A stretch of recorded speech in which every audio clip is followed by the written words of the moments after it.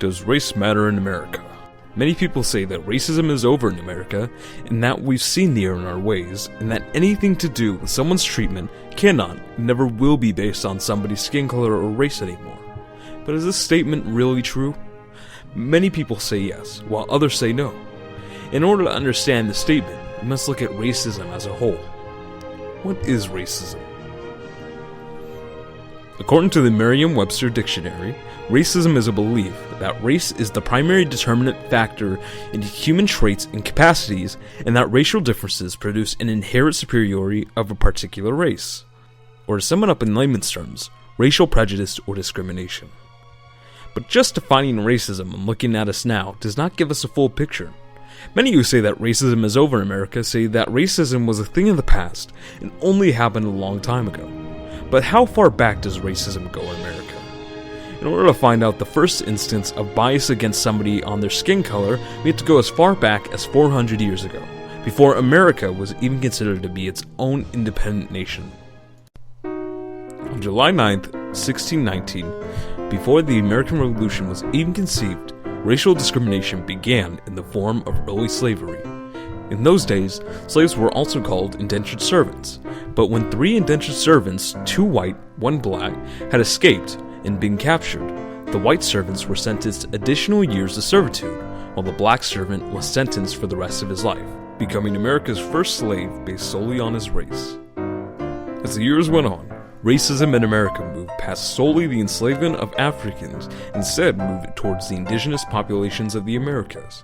As many people saw the beginning of the revolution in the English colonies, many tribes that have lived in the region for years were being killed or evicted due to many European settlers claiming ownership over the land.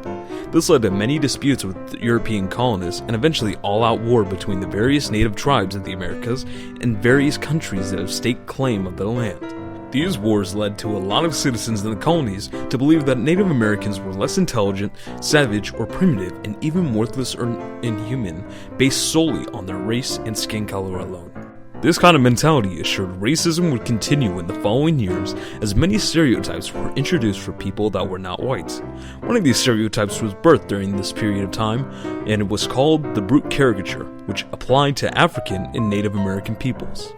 The caricature, in a way, depicted people of being inherently less intelligent, extremely dangerous, and unable to be anything like the civilized white man, solely on the basis of their race. This caricature evolved into the modern times, now being seen as the thug caricature, where people are seen as inherently dangerous, extremely violent, and extremely ignorant as well, a lot of times based solely on the color of their skin. Another stereotype that was introduced is commonly referred to as the Sambo, and applied to the African, Native American, and Hispanic peoples. The Sambo, also seen as the coon caricature, saw a person being judged as lazy, childlike, and very abusive of substances such as alcohol or drugs.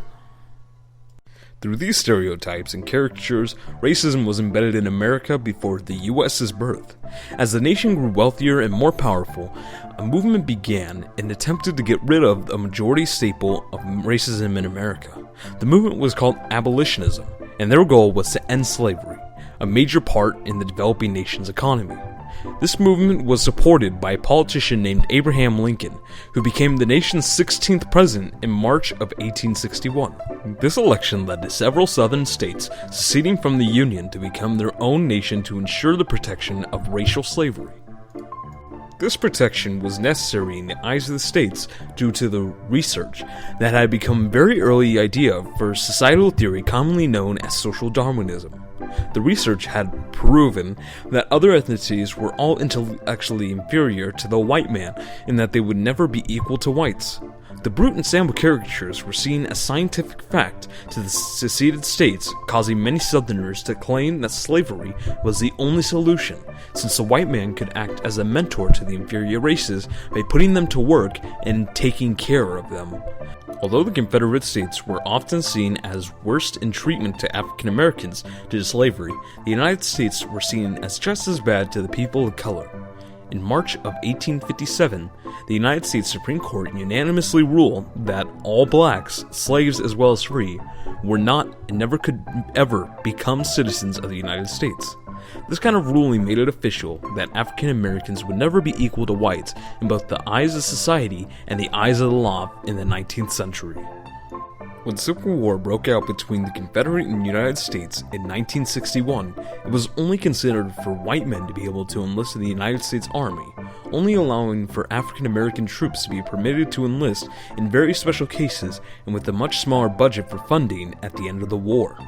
But on January 1st, 1863, Abraham Lincoln signed in a key doctrine claiming that if the Civil War ends and the Confederate States assimilate back into the Union, all current and past slaves will become free in every state. Following the end of the Civil War, the Confederate States was officially annexed into the United States, allowing for new amendments to be ratified into the Constitution, which helped define U.S. citizenship, abolish slavery in every U.S. state permanently, and even giving the right to vote to every man regardless of race. Even though the Civil War ended slavery in America, racism, especially in the southern states, was alive and more prominent than ever. In many places in the South, people blamed African Americans for the war and decided to take a stand to protect their race. One of the groups that was officially birthed during this Reconstruction period was the Ku Klux Klan, better known as the KKK. The KKK were seen to the general white citizens of the South as regular men who only did what was necessary to protect their race by enforcing vigilante justice to anyone who deserved it.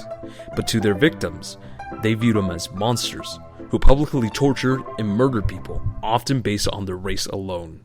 Although many people were killed in raids constructed by the Klan, nothing has ever come close to the public lynchings that live in infamy today. This form of torture and murder was used for what some historians believe is a way for towns to get their entertainment from. Since many of the lynchings had horrifying souvenirs from these acts, such as individual fingers, ears, and even eyes given out to people who participated in these monstrous acts. These disgusting and horrific acts in American history were often orchestrated by entire towns or a majority of them in mobs, most of which were done with the police present and condoning them. These acts were justified through accusations of crimes, such as a black man raping a white woman or attacking a white man. In order to keep the social peace in the South and the rest of the U.S., a new set of laws were proposed called the Jim Crow laws. These laws declared that every major establishment must have a separate but equal facility for people who were white as well as people who were colored. All across America, there were signs dictating where people were and weren't allowed to be at, based on these laws. When Jim Crow laws were accepted and implemented by Americans, a set of unofficial social laws called Jim Crow etiquette was followed and implemented in most places that had accepted these laws. Jim Crow etiquette were essentially social norms for colored people, giving multiple rules on how to live life and social situations with whites.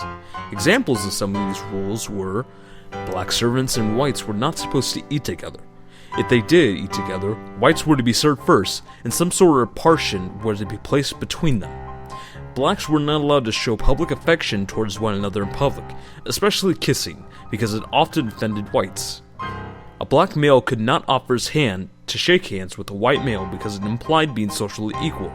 Obviously, a black male could not offer his hand or any other part of his body to a white woman because he risked being accused of rape, and white motorists had the right of way at all intersections over black motorists.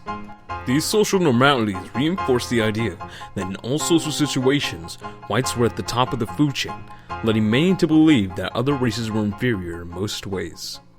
When the attack on Pearl Harbor occurred on December 7, 1941, the nation was stunned that such an attack could have happened to America.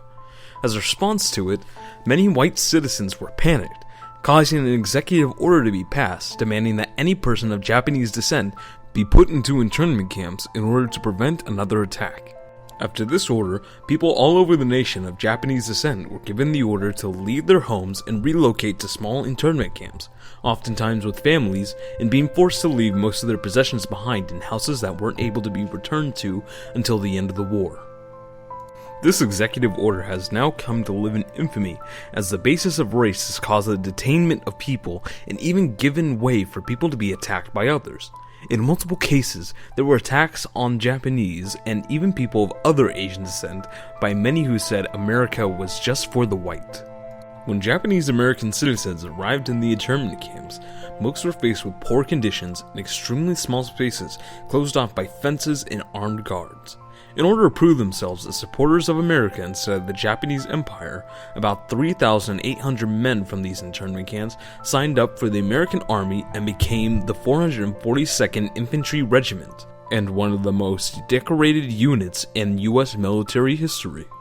Also during this period of time in the Second World War, many colored soldiers started enlisting, but were forced to stay away from mixing races in units or regiments. Because of this, the belief that whites and people of color were inherently different was reinforced, with many still claiming that whites were and always will be on the top of the social food chain.